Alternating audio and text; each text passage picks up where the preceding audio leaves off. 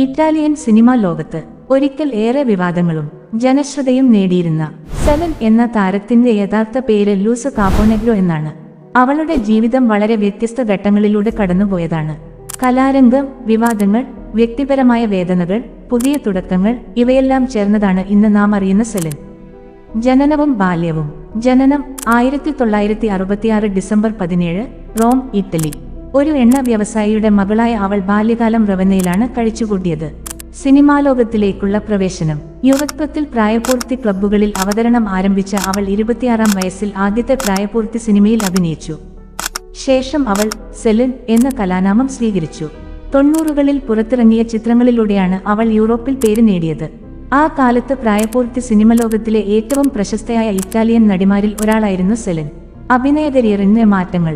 1999-ൽ സെലിൻ പ്രായപൂർത്തി സിനിമകളിൽ നിന്ന് പൂർണ്ണമായും വിട പറഞ്ഞു. തുടർന്നവൾ ടെലിവിഷൻ പരിപാടികളിൽ അതിഥിയായി. സാധാരണ സിനിമകളിൽ വേഷമിട്ടും നാടക വിനോദ മേഖലകളിൽ സജീവമാവുകയും ചെയ്തു. 90കളിലെ അഡലസെൻസ് പെർവേഴ്സ്, ഡ്രാക്യുല, കൺസർട്ട് ലിക്കറ്റ, ക്യുഓ ഡി പിയട്രോ തുടങ്ങിയ സിനിമകൾ സെലനെ ഏറെ പ്രശസ്തയാക്കി. അവൾ അലക്സ് പെരി, മാരിയോ സാലിയേറി, സിൽവിയോ ബന്റീനലി, ജോ ഡി അമറ്റോ പോലുള്ള പ്രമുഖ സംവിധായകരോടൊപ്പവും പ്രവർത്തിച്ചു. 1999-ൽ അവൾ പ്രായപൂർത്തി സിനിമകൾക്ക് വിട പറയുകയും സിനിമ ടിവി മേഖലയിൽ തുടർ അവസരങ്ങൾ തേടുകയും ചെയ്തു. ഏഷ്യ അർജന്റോയുടെ സ്കാലറ്റ് ഡീവ പോലുള്ള പ്രധാന ചിത്രങ്ങളിലൂടെയും അവൾ പുതിയ അഭിനേത്രിയായി അംഗീകാരം നേടി. വ്യക്തിപരമായ ജീവിതം. സെലന്റെ ജീവിതത്തിൽ നിരവധി ബന്ധങ്ങളും വിവാഹങ്ങളും ഉണ്ടായിട്ടുണ്ട്. സെലന്റെ ആദ്യ ഭർത്താവ് ഫാബിയോ ആൽബോനെറ്റി. 1988 ആണ് ഇരുവരുടെയും വിവാഹം കഴിഞ്ഞത്. അതിൽ ഒരു മകൻ ജനിച്ചു. കാഞ്ചി എന്നാണ് അവന്റെ പേര്. പക്ഷേ ആ ദാമ്പത്യം അധികകാലം നിലനിന്നില്ല. പിന്നീട് 2007-ൽ ഫുട്ബോൾ താരം നിക്കോള സാനോണെ രണ്ടാം വിവാഹം കഴിച്ചു. അതിൽ ഒരു മകൻ ജനിച്ചു. ഗബ്രിയേൽ എന്നാണ് പേര്. ശേഷം വീണ്ടും മൂന്നാമതും വിവാഹം കഴിച്ചു. അന്റോണിയോ പുതോർത്തി എന്നായിരുന്നു അയാളുടെ പേര്.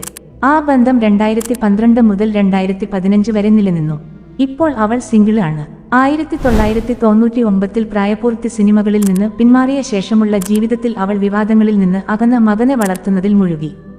ഒരു ആത്മീയവും ശാന്തവുമായ ജീവിതശൈലി സ്വീകരിച്ചു. വർഷങ്ങളോളം അവൾ ആത്മനിയന്ത്രണത്തോടും ശാന്തതയോടും ജീവിച്ചു. അവൾ തുറന്ന മനസ്സോടെ പറഞ്ഞ അനുഭവങ്ങൾ. തന്റെ കരിയറിൽ ചില വേദനാജനകമായ അനുഭവങ്ങൾ അവൾ പിന്നീട് തുറന്നു പറഞ്ഞു. പ്രത്യേകിച്ച് ചില സഹനടന്മാരുമായുണ്ടായ പ്രതികൂല സംഭവങ്ങൾ അവളെ മാനസികമായി തളർത്തിയതായി അവൾ സമ്മതിച്ചിട്ടുണ്ട്. റോക്കോ സിഫ്രെഡിയുമായി ഉണ്ടായ മോശം അനുഭവം.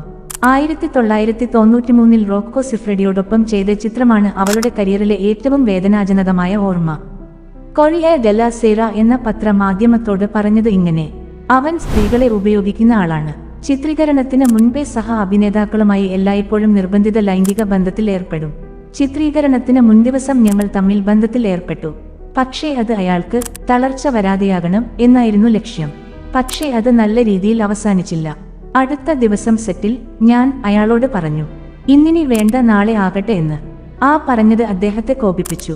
അതിന് പിന്നാലെ നടന്ന ഒരു രംഗത്തിൽ അദ്ദേഹം അത്യാവശ്യമുള്ളതിലും കൂടുതലായി കടുത്ത പെരുമാറ്റം കാണിച്ചുവെന്ന് സെലിൻ പറയുന്നു. പിന്നെ ഒരിക്കലും അദ്ദേഹത്തോടൊപ്പം പ്രവർത്തിക്കാൻ അവൾ ആഗ്രഹിച്ചില്ല. പുതിയ തുടക്കം.